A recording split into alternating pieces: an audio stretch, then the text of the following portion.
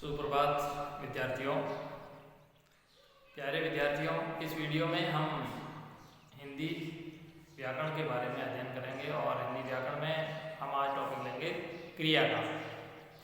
क्रिया का अलग अलग वेदों में किस प्रकार से प्रयोग होता है, क्रिया का विभाजन किस प्रकार से किया जाता है, इसके बारे में हम देखेंगे। यहाँ हम बात करेंगे क्रिया शब्द। क्रिया शब्द का सामान्य अर्थ होता है करना, किसी काम को करना। और यहाँ हम इसके वेदों के बारे में अध्ययन करेंगे। उसमें सबसे पहले कर्म के आधार पर क्रिया, जैसे कि हम सामान्य रूप से कर्म के आधार पर क्रिया के दो रूप माने गए हैं, जिसमें पहला सकर्मक क्रिया और दूसरा अकर्मक क्रिया। जैसे सकर्मक है, सकर्मक नहीं, बोलते समय ध्यान रखना है, इसका उच्चारण है वो सकर्मक नहीं होकर के सकर्मक और अकर्मक, सकर्मक और अकर्मक क्रिया के बारे में। अब सीधा अर्थ देखें तो सधन कर्मक, से यानी सहित और कर्म यानी कर्म सहित, यानी जिस क्रिया के साथ में कर्म का प्रयोग हो वह सकर्मक क्रिया कहलाती है। जिसके साथ में कर्म का प्रयोग हो वह सकर्मक कहलाती है। और जिन क्रियाओं के साथ में कर्म का प्रयोग नहीं है उसका दूसरा भेद है अकर्मक। अब हम सकर्मक के बारे में देखें, कैसे पता करेंगे इस वाक्य में कर्म का प्रयोग हुआ है या नहीं हुआ है। इसके लिए एक सामान्य ट्रिक है, क्या और किसको। किसी भी वाक्य में एक सवाल करना है हमें, क्या और किसको। अगर इसका उत्तर कोई मिलता है यहाँ या कोई उत्तर मिलता है तो वो है सकर्मक, और इसका कोई उत्तर नहीं मिलता है तो वो भी अकर्मक। ये ध्यान रखना है। जैसे यहाँ हमने लिखा कि मोहन पुस्तक पढ़ता है, वह कुत्ते को पीट रहा है। कुत्ता यह बेचारा पीटने के लिए। तो यहाँ आप देखोगे मोहन पुस्तक पढ़ता है, इसे हमें प्रश्न ऐसे करना है क्या से। इसमें आपको क्या करना है, कर्ता और क्रिया को अलग करना है। पहले कर्ता और क्रिया को अलग करना है। जैसे हमने याद कर दिया, कर्ता कौन, मोहन पढ़ता है, मोहन पढ़ रहा है। अब प्रश्न करो क्या, तो उत्तर हमें इसका मिल गया पुस्तक। उत्तर मिल गया पुस्तक। मोहन पढ़ता है क्या, पुस्तक। तो ये इसका कर्म है। वाक्य में कर्म का पता करने के लिए सबसे सरल तरीका यही है कि आप इसे सवाल कीजिए क्या और किसको। अब इसको हम किसको से नहीं पूछ सकते हैं। जैसे ये पूछ रहा है वह कुत्ते को पीट रहा है, इसमें कर्ता हो गया वह, क्रिया हो गया पीट रहा है। अब यहाँ क्या नहीं, किसको। मोहन पीट रहा है या वह पीट रहा है किसको, कुत्ते को। तो यहाँ किसको का होता है। इस प्रकार से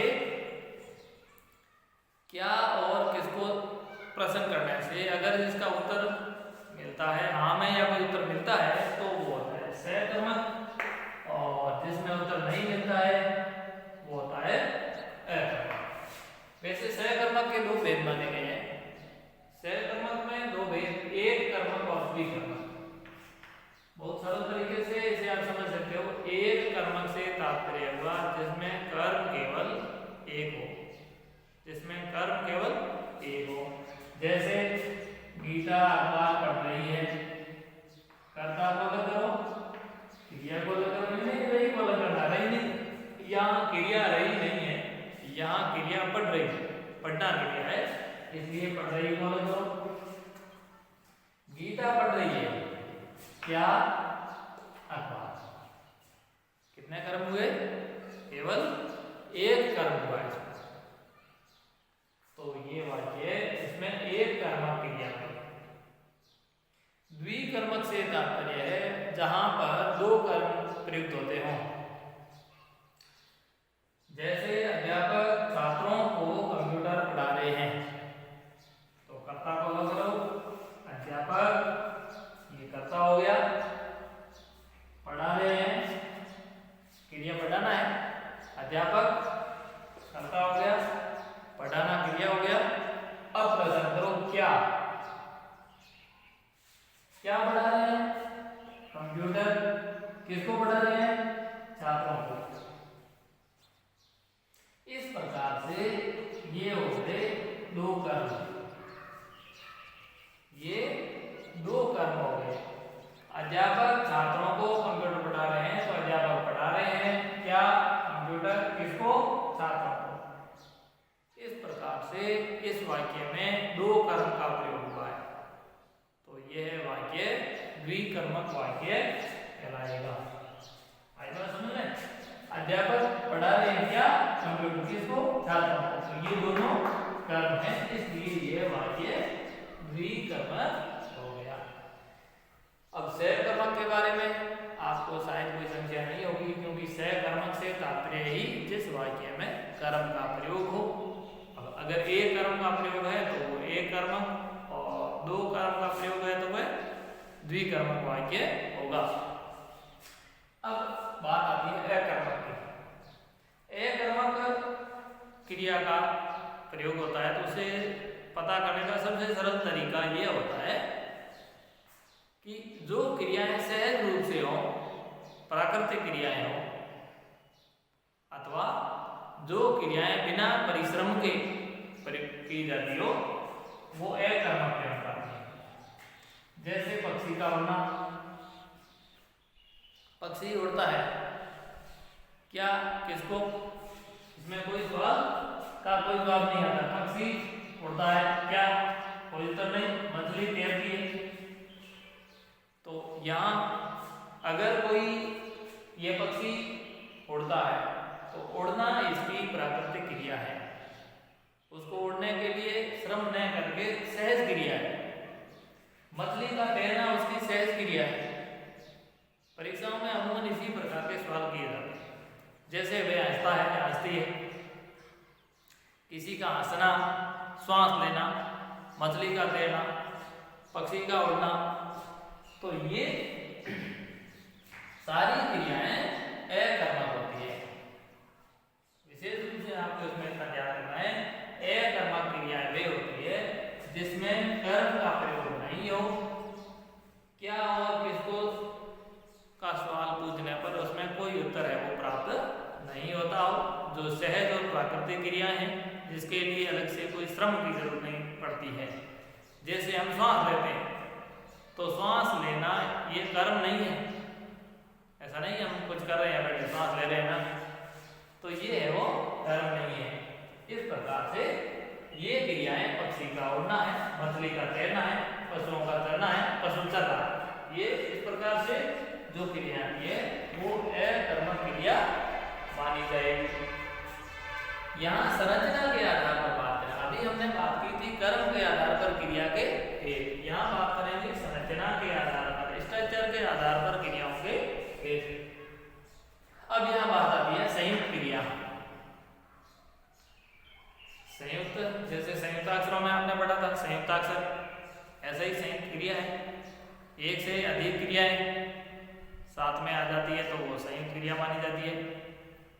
आप देखोगे संयुक्त क्रिया भिन्न अर्थ रखने वाली क्रियाओं का मेल। जहां पर दो अलग अलग अर्थ रखने वाली क्रियाओं का मेल हो, वह संयुक्त क्रिया कहलाती है। जैसे हम कई बार सामान्य बोलचाल में पढ़ते हैं, जैसे वे तो आ गए, आ और गए हैं। गए नहीं है, गए थोड़ी है, फिर भी बोलते हैं आ गए। उसने खाना खा लिया है, खाना खाया है और लिया है। उसने पानी पी लिया है, तो पानी पीना क्रिया तो पीना हो गई, उसके साथ में लिया भी क्रिया हो गई।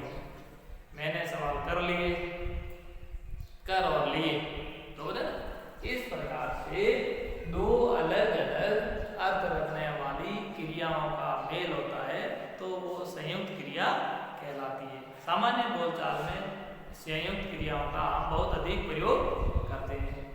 जब हम किसी से पूछे भाई तूने याद कर लिए, पूछते भी कि याद कर लिए, हाँ मैंने सारे याद कर लिए हैं। याद कर और लिए, करना और लेना। उसने खाना खा लिया है, उसने खाना खा और लिया।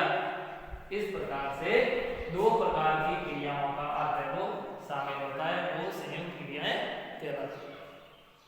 नाम धातु क्रिया, नाम धातु क्रिया में क्या होता है, इसमें सबसे स्पष्ट है नाम धातु, किसी नाम यानी संज्ञा, सर्वनाम और विशेषण, इनको क्रियाओं के रूप में प्रयोग में लेना। संज्ञा, सर्वनाम और विशेषण को क्रिया के रूप में प्रयोग में लेना नाम धातु क्रिया होती है। जैसे देखा हाथ, उसने सत्ता हथियार ली, ऐसे वाक्य आता है कि उसने सत्ता हथियार ली। सत्ता का हथियाना, हथियाना में देखो हाथ आता है, हाथ से क्रिया बनी हथियाना। हाथ एक संज्ञा है, शरीर के अंग का नाम है तो नाम संज्ञा है। हाथ से हथियाना एक क्रिया बन गई। उसी प्रकार सूखा शब्द है, सूखना, ना लगने से क्रिया बन गई सूखना, सुखाना, लेकिन सूखा एक सर्वनाम है। उसी प्रकार ये हाँ विशेषण है, अपना, अपना एक सर्वनाम है तो अपना से बन जाता है अपनाना। इस प्रकार जहां पर किसी संज्ञा, सर्वनाम और विशेषण पदों का क्रिया के रूप में प्रयोग होता है तो वो नाम धातु क्रिया कहलाती है। अब बात करेंगे प्रेरणार्थक क्रिया। प्रेरणार्थक क्रिया में आपको ये सामान्य रूप से ये समझना है, प्रेरणा से कोई काम होता है। प्रेरणार्थक जैसे अगर कोई काम हम स्वयं न करके किसी और से करवाते हैं, जैसे राजा ने गांव में तालाब खुदवाया, राजा ने गांव में तालाब खुदवाया, खोदा नहीं खुदवाया, तो जहां स्वयं ने काम नहीं किया है, किसी और के माध्यम से करवाया है तो वहां प्रेरणार्थक, राजा की प्रेरणा से वह शिक्षक ने स्कूल में ये काम करवाया, खुद ने नहीं किया, करवाया। तो जहां पर कोई काम स्वयं न करके किसी दूसरे के माध्यम से करते हैं तो वो प्रेरणार्थक क्रिया कहलाती है। और पूर्णकालिक क्रिया बहुत ही सामान्य शब्द है, पूर्णकालिक। इन क्रियाओं का अर्थ सरल तरीके से आप समझो तो इसके शब्दों में ही समाहित है। जैसे पूर्णकालिक यानी इस प्रकार की क्रियाओं में दो क्रियाएं होती है, एक पूरी होने के बाद दूसरी क्रिया का प्रयोग होता है। पूर्णकालिक क्रियाओं में एक क्रिया पूरी होने के बाद दूसरी क्रिया है वो प्रयुक्त होती है, वो है वो पूर्णकालिक क्रिया कहलाती है। जैसे वह खाना खाकर सो गया, खाना खाकर सो गया, वो पहले खाना खाया फिर वह सो गया। मोहन क्रिकेट खेलकर पढ़ने बैठ गया, या सोहन खाना खाकर पढ़ने बैठ गया। वैसे ऐसा कम ही होता है क्योंकि सामान्य तौर पर खाना खाकर हम सो जाना। तो एक क्रिया करने के बाद दूसरी क्रिया प्रयुक्त हुई, वह खाना खाकर सो गया या खाना खाकर पढ़ने बैठ गया। तो यहाँ खाना खाकर ये है वो पूर्णकालिक क्रिया है, और बाद में जो क्रिया आती है वो मूल क्रिया होती है। तो वह खाना खाकर पढ़ने बैठ गया या सो गया। इसमें आपको एक बात और ध्यान रखनी है, जैसे ये वाक्य है कि वह खाना खाकर सो गया, तो जो खाना खाकर है इस क्रिया का प्रयोग जो पूर्वकालिक क्रिया होती है इसका प्रयोग हमेशा अव्यय के रूप में होता है। जो पूर्वकालिक क्रिया होती है उसका प्रयोग अव्यय के रूप में होता है।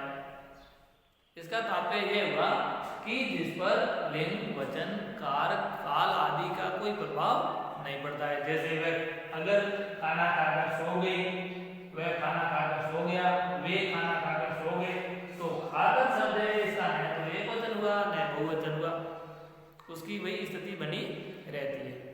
अर्थ ये हुआ है कि पूर्णकालिक जो क्रिया होती है वो अव्यय के रूप में प्रयुक्त होती है। अब एक आती है इसमें तात्कालिक क्रिया, इसी का रूप है पूर्वकालिक का, पूर्वकालिक क्रिया का रूप तात्कालिक क्रिया है। तात्कालिक क्रिया का मतलब है किसी क्रिया के होते ही तुरंत हम बिना किसी कहे वो कदम उठाने लगते हैं। कई बार तो किसी क्रिया के लिए हमें कोई कहता है, 2 बार 3 बार कहता है तब करते हैं। जैसे पाँव में कांटा बैठते हमने पाँव हटा लिया, अगर कोई नहीं भी कहेगा तो भी करेंगे। पुलिस के आते ही चोर भाग गया, पुलिस आई और चोर का भागना, तो पुलिस का आना तो आते ही, कांटा बैठते ही पाँव हटाना, तो बैठते ही आते ही जो ते शब्द आता है ये आता है तात्कालिक क्रिया में। जो ते आता है वो तात्कालिक क्रिया में आता है। पुलिस के आते ही चोर भाग गया, कांटा बैठते ही पाँव हटा लिया, कुत्ते के आते ही हम वहां से भाग खड़े हुए। तो इस प्रकार ते वर्ड का प्रयोग होता है, तो ये एक तात्कालिक क्रिया हुई। अब एक क्रिया का रूप होता है कृदंत क्रिया। कृदंत शब्द से तात्पर्य समझना, तो जो कृदंत आता है इसमें कृत शब्द, कृत संस्कृत में बोलते हैं धातु, क्रिया को जैसे धातु बोलते हैं, लेकिन वे प्रत्यय जो क्रिया में प्रयुक्त होते हैं वो कृदंत प्रत्यय कहलाते हैं। वे प्रत्यय जो क्रियाओं या धातुओं के साथ में प्रयुक्त होते हैं वे कृदंत प्रत्यय कहलाते हैं, और वे प्रत्यय जो संज्ञा सर्वनाम के साथ प्रयुक्त होते हैं वो तद्धित प्रत्यय कहलाते हैं। तो यहाँ कृदंत प्रत्यय जिनके साथ में प्रयुक्त हुआ है, जैसे ना, हिंदी में कोई भी क्रिया है, जैसे तल क्रिया है, इसके साथ ना जोड़ने से पूर्व है वो, ये ना है वो कृदंत का रूप है। चल के साथ ना, पढ़ना, लिखना, इस प्रकार से ये एक है वो कृदंत क्रिया हुई। अब यहाँ काल के आधार पर देखो, बहुत ही सरल है, काल के आधार पर क्रिया का भेद, यानी अगर कोई क्रिया है वो भूतकाल में घटी है तो भूतकालिक क्रिया, अगर कोई वो क्रिया वर्तमान काल में चल रही है तो वर्तमानकालिक क्रिया, भविष्य काल में हो रही है तो भविष्यकालिक क्रिया। तो बहुत ही सरल तरीका है। कोई घटना घट चुकी है, वह घर चला गया, उसने अपना काम कर लिया, पक्षी उड़ गए, छात्र घर चले गए, यानी कि जहां पर क्रिया है वो संपन्न होना बताई जाए, समापन की स्थिति हो, तो वो भूतकालिक क्रिया है। जहां पर क्रिया का वर्तमान में चलना बताया जाए, वे पढ़ रहे हैं, वह लिख रहा है, तो ये वर्तमानकालिक क्रिया होती है। और जहां पर कोई क्रिया अभी न होकर के बाद में घटित होने वाली है, हम घर जाएंगे, कल बरसात होगी, इस प्रकार से जो बातें हम वर्तमान से बाद की करते हैं वे सारी है वो क्रियाएं भविष्यकालिक क्रिया के अंतर्गत मानी गई है। तो आपको सामान्य रूप से समझ में आ गया होगा, बहुत ही सरल तरीके से हमने क्रियाओं का विश्लेषण किया। 3 ही प्रकार से हैं, कर्म के आधार पर, संरचना के आधार पर और काल के आधार पर। कर्म के आधार पर हमने पढ़ा सहकर्मक और अकर्मक, और संरचना स्ट्रक्चर के आधार पर हमने पढ़ा संयुक्त क्रिया, नाम धातु क्रिया, प्रेरणार्थक क्रिया, पूर्णकालिक क्रिया, कृदंत क्रिया, और पूर्णकालिक का दूसरा रूप है वो तात्कालिक क्रिया भी आती है। और काल के आधार पर हमने पढ़ा भूतकालिक क्रिया, वर्तमानकालिक क्रिया और भविष्यकालिक क्रिया। तो इस प्रकार से आपको वीडियो पसंद आया होगा। अगर कोई बात समझ में नहीं आई है तो आप निश्चित रूप में नीचे कमेंट बॉक्स में लिखें। अभी तक आपने चैनल सब्सक्राइब नहीं किया है तो सब्सक्राइब अवश्य करें, बेल का बटन भी दबाएं ताकि हमारा कोई भी वीडियो बनते ही आपके पास नियमित रूप से आता रहेगा, और हम इसी व्याकरण को आगे नियमित रूप से वीडियो में आपके सामने प्रस्तुत करने का मैं भरसक प्रयास करता रहूँगा। बहुत बहुत धन्यवाद।